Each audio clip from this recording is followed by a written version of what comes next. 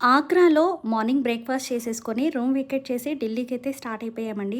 ఢిల్లీ నుంచి ఆగ్రా వరకు లేదా ఆగ్రా నుంచి ఢిల్లీ వరకు హైవే ఏదైతే ఉందో అది చాలా సూపర్‌గా ఉంటుందండి.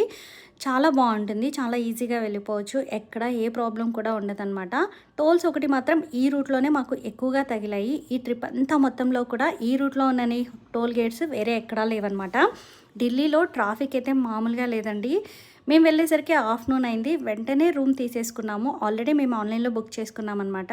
సో, మేము వెళ్ళి వెంటనే చెక్ ఇన్ చేసేసి కాస్త ఫ్రెష్ అయిపోయి వెంటనే బయటకొచ్చేసాము. రూమ్ అయితే నాకు చాలా నచ్చిందండి. చాలా కంఫర్ట్‌గా ఉంది అండ్ చాలా రీజనబుల్ ప్రైస్‌కొచ్చింది. అండ్ ఆ డీటెయిల్స్ అన్నీ కూడా నేను లాంగ్ వీడియోలో షేర్ చేస్తానండి. ఫస్ట్ టైం ఛానల్‌ని చూసిన వారైతే సబ్స్క్రైబ్ చేయడం మాత్రం అస్సలు మర్చిపోకండి. ఇలాంటి మరిన్ని ట్రావెలింగ్ వ్లాగ్స్ అండ్ మీకు బడ్జెట్‌లో ఎలా ట్రావెల్ చేయాలి అనేది అన్నీ పూర్తిగా డీటెయిల్స్ ఇస్తాను నేను. రూమ్ అయితే ఇలా ఉందండి. అండ్ వెంటనే మేము కొంచెం లంచ్ ఆర్డర్ చేసేసుకొని రూమ్‌లోనే తిన్నాము. రూమ్‌లో తినేసిన తర్వాత మేము ఎక్స్‌ప్లోర్ చేయడానికి దగ్గరగా ఏమున్నాయని చెప్పి హోటల్ వాళ్ళని అడిగి ఆ దగ్గరలో ఉన్న ప్లేసెస్ అన్నీ కూడా ఆ రోజు కవర్ చేశామనమాట. అయితే హోటల్ వాళ్ళు మాకు చెప్పింది ఏంటంటే, మీరు కార్ తీసుకొని వెళ్తే పార్కింగ్‌కి ఈ ట్రాఫిక్‌లో మీకు చాలా టైం అయిపోతుంది. ఇక్కడ టుక్ టుక్‌లనే అవైలబుల్‌గా ఉంటాయి.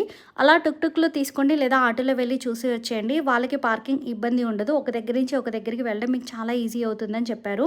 అందుకని మేము ఆటో తీసుకొని మా హోటల్‌కి నియర్ బై ఉండే ప్లేసెస్ అన్నీ కూడా ఒక 4 ప్లేసెస్ అయితే ఆ రోజు